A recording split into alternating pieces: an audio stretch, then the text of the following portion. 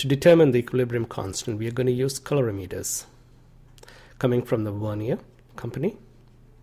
And this is a Labquest we're going to use to record the data. This is a newer version of the Labquest. It's called Labquest 2. This is how the setup will look once you set up all the equipments, glassware solutions, etc.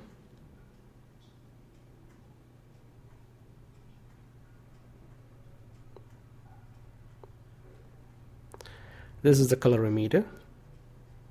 There are 4 different wavelengths we can choose from. We are going to select 470 nanometers today.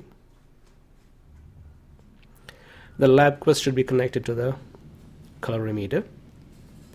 At this time it's connected to channel 1. Really doesn't matter to which input you connect it. But make sure you leave it on for about 5 to 10 minutes before you start your data collection. These are the cuvettes that you're going to use to collect the absorbance or determine the value of absorbance using the colorimeter. The solutions need to be filled about 75 to 80%. The solutions required for the different experiments can be prepared using small beakers, or you can use test tubes. The volumes can be measured using dropper pipettes, and the solutions can be prepared using volumetric flasks. These make the experiment more accurate. These are very sensitive instruments, so accuracy should be our prime concern while making these different concentrations.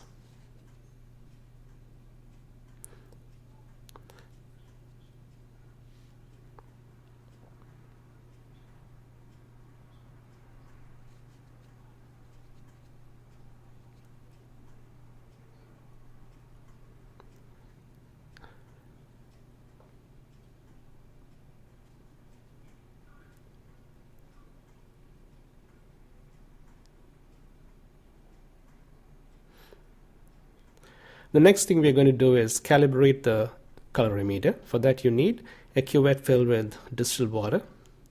We call it a blank. Open the colorimeter, insert it in the holder, close it. Select the desired wavelength. In this case it is going to be 470 nanometers. By pressing the right or left arrows you can change the selection. And then you press the calibrate button and you can see the red light starts to blink. When it has stopped, the calibration is complete and the reading in the Labquest would be 0. Your colorimeter is ready for use now.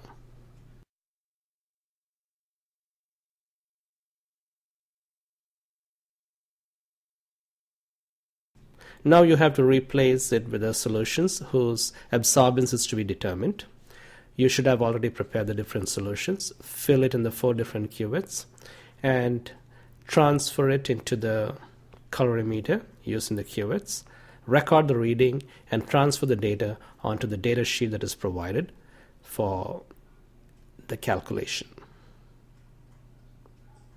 When the reading stabilizes, you need to record this value onto the data sheet. Repeat it for each of the different solutions that you're going to use. And you have the data required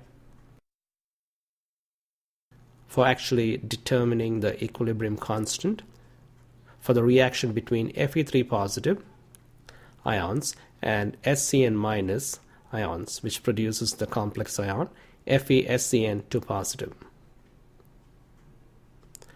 It's also a good idea to determine the temperature of the solution so that you know the equilibrium constant determined is for a particular value. Certain precautions need to be taken while handling the equipments. Always use dropper pipettes for accuracy. Use distilled water for making up solutions.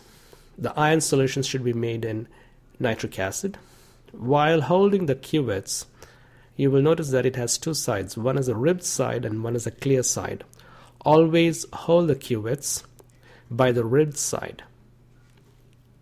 The clear side allows the light to pass through and you can calculate the absorbance.